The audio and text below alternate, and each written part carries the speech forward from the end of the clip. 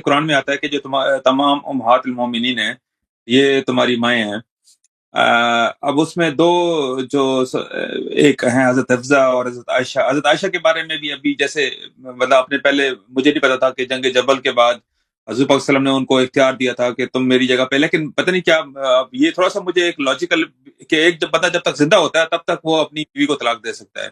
لیکن کیا فوت ہونے کے بعد بھی وہ اپنی وہ طلاق اس طرح نہیں ہے نا، اس طرح جیسے آپ وہ ایک ریگولر طلاق نہیں ہے، اوکے؟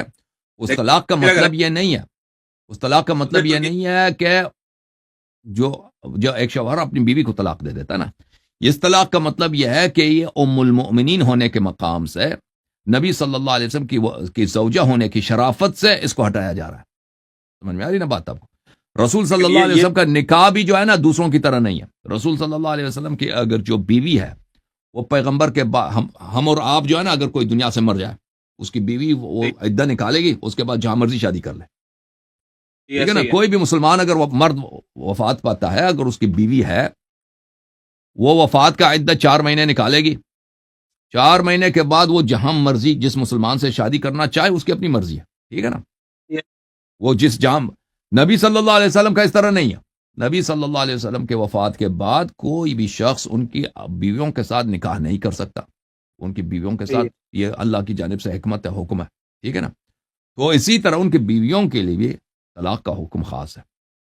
کیونکہ ان کا نکاح موت کے بعد جاری ہے، ان کے وصی کو اختیار ہے کہ ان کی اگر کوئی بیوی دین سے نکل جاتی ہے وہ رسول صلی اللہ علیہ وسلم کے لیے باعث عار بنتی ہے، رسول صلی اللہ علیہ وسلم کے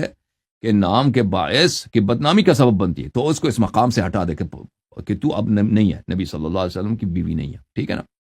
اس کا مطلب یہ ہے۔ چلیں یہ ویسے بڑا پہلی دفعہ سنا ہے اور بڑا کمپلیکس ٹاپک ہے، اس کے بارے میں تھوڑا سا مزید لیکچر بھی سنیں گے۔ تھینک یو سر، اللہ کو جزائے خیر دے، بہت مہربانی آپ کی، بہت مہربانی۔ قرآن میں آتا ہے کہ جو تمام امہات المومنین ہیں یہ تمہاری مائیں ہیں۔ اب اس میں دو جو ایک ہیں حضرت حفصہ اور حضرت عائشہ۔ حضرت عائشہ کے بارے میں بھی ابھی جیسے مطلب آپ نے پہلے مجھے نہیں پتا تھا کہ جنگ جبل کے بعد حضور پاک صلی اللہ علیہ وسلم نے ان کو اختیار دیا تھا کہ تم میری جگہ پہ، لیکن پتہ نہیں کیا اب یہ تھوڑا سا مجھے ایک لاجیکل کہ ایک جب بندہ جب تک زندہ ہوتا ہے تب تک وہ اپنی بیوی کو طلاق دے سکتا ہے،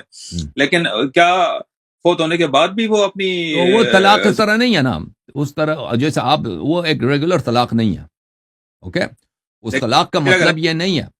اس طلاق کا مطلب یہ نہیں ہے کہ جو ایک شوہر اپنی بیوی کو طلاق دے دیتا نا، اس طلاق کا مطلب یہ ہے کہ یہ ام المؤمنین ہونے کے مقام سے، نبی صلی اللہ علیہ وسلم کی زوجہ ہونے کی شرافت سے اس کو ہٹایا جا رہا ہے۔ سمجھ میں آ رہی نا بات آپ کو؟ رسول صلی اللہ علیہ وسلم کا نکاح بھی جو ہے نا دوسروں کی طرح نہیں ہے۔ رسول صلی اللہ علیہ وسلم کی اگر جو بیوی ہے وہ پیغمبر کے بعد ہم اور آپ جو ہے نا اگر کوئی دنیا سے مر جائے اس کی بیوی وہ عدہ نکالے گی، اس کے بعد جہاں مرضی شادی کر لے، ٹھیک ہے نا؟ کوئی بھی مسلمان اگر وہ مرد وفات پاتا ہے، اگر اس کی بیوی ہے وہ وفات کا عدہ 4 مہینے نکالے گی، 4 مہینے کے بعد وہ جہاں مرضی جس مسلمان سے شادی کرنا چاہے اس کی اپنی مرضی ہے، ٹھیک ہے نا؟ وہ جس جہاں نبی صلی اللہ علیہ وسلم کا اس طرح نہیں ہے۔ نبی صلی اللہ علیہ وسلم کے وفات کے بعد کوئی بھی شخص ان کی بیویوں کے ساتھ نکاح نہیں کر سکتا، ان کی بیویوں کے ساتھ یہ اللہ کی جانب سے حکمت ہے، حکم ہے، ٹھیک ہے نا؟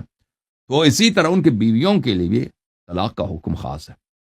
کیونکہ ان کا نکاح موت کے بعد جاری ہے، ان کے وصی کو اختیار ہے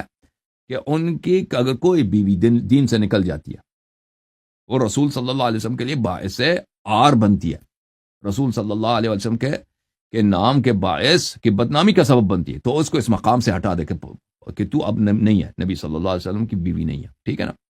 اس کا مطلب یہ ہے۔ چلیں یہ ویسے بڑا پہلی دفعہ سنا ہے اور بڑا کمپلیکس ٹاپک ہے، اس کے بارے میں تھوڑا سا مزید لیکچر بھی سنیں گے۔ تھینک یو سر، اللہ کو جزائے خیر دے، بہت مہربانی آپ کی، بہت مہربانی۔